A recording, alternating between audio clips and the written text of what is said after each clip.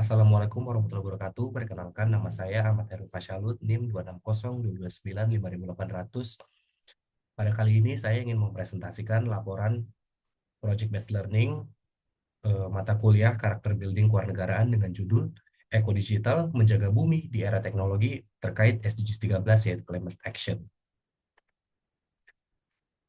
Latar belakang fenomena permasalahan yang berkaitan dengan tema SDGs, perubahan iklim menjadi tantangan global yang mendesak dengan dampak luas pada lingkungan sosial dan ekonomi, serta kenaikan suhu, pencairan es, serta meningkatkan bencana alam menunjukkan bahwa krisis iklim sudah terjadi.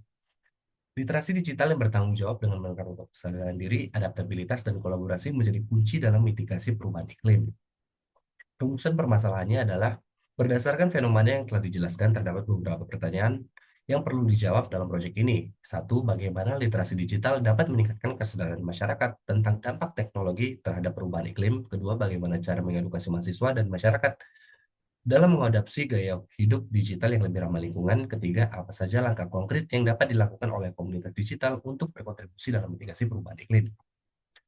Tujuan proyek ada dua. Pertama, untuk komunitas dan masyarakat terkait SDGs 13, yaitu meningkatkan kesadaran masyarakat tentang dampak aktivitas digital terhadap perubahan iklim dan pentingnya penggunaan teknologi yang lebih berkelanjutan, mengedukasi masyarakat mengenai green digital habits seperti pengurangan konsumsi energi digital, pengolahan limbah elektronik, dan pemanfaatan teknologi ramah lingkungan, membangun jejaring komunitas untuk berbagi informasi dan strategi dalam memitigasi dampak negatif penggunaan teknologi.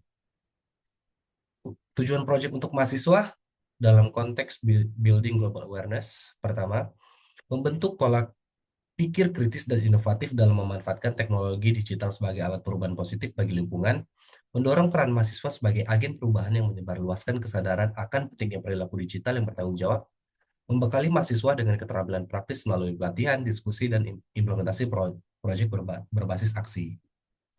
Literatur review, pertama ada dampak perubahan iklim dan jejak karbon digital. Perubahan iklim yang semakin parah menyebabkan kenaikan emisi gas rumah kaca dari aktivitas manusia, termasuk konsumsi energi dalam ekosistem digital. Penggunaan perangkat elektronik, pusat data, dan infrastruktur digital lainnya membutuhkan listrik dalam jumlah besar yang sebagian besar masih berasal dari bahan bakar fosil.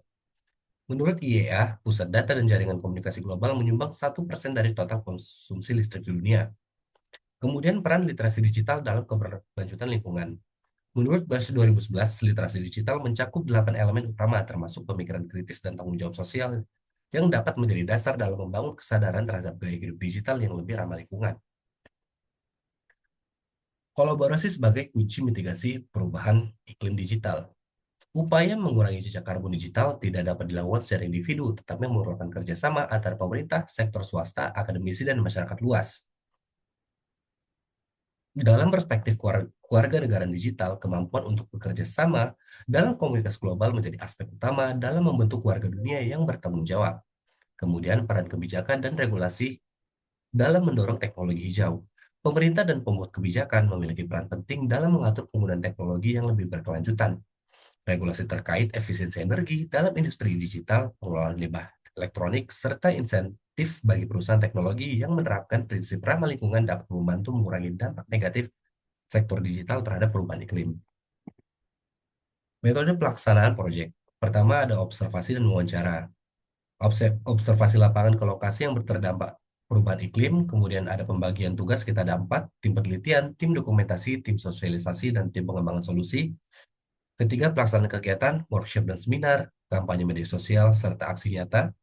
Keempat, monitoring dan evaluasi untuk mengukur dampak proyek melalui survei dan analisis perilaku masyarakat. Deskripsi pelaksanaan proyek tahap 1, analisis kebutuhan untuk mengukur tingkat pemahaman masyarakat dan mahasiswa tentang literasi digital dan dampaknya pada lingkungan. Penyusunan materi edukasi, modul digital tentang gaya hidup digital ramah lingkungan. Tahap 3, workshop dan pelatihan, edukasi tentang pengurangan konsumsi energi digital. Tahap 4, kampanye digital, pembuat infografis, video, dan artikel edukatif. Dan tahap 5, implementasi dan evaluasi. Refleksi pribadi saya adalah sebagai warga negara di era digital, saya menyadari bahwa tanggung jawab terhadap lingkungan tidak hanya terbatas pada tindakan fisik, tetapi juga mencakup bagaimana kita menggunakan teknologi secara bijak. Dalam konteks kewarganegaraan, kesadaran akan dampak lingkungan dari aktivitas digital menjadi bagian penting dari tanggung jawab sosial kita. Sebagai warga digital, kita harus memahami bahwa setiap tindakan yang kita lakukan secara online, mulai dari penggunaan perangkat elektronik, konsumsi energi untuk pusat data, hingga limbah elektronik memiliki konsekuensi bagi lingkungan. Selain itu, partisipasi aktif dalam mengedukasi masyarakat mengenai dampak digital terhadap lingkungan juga merupakan bentuk nyata dari karakter kewarganegaraan.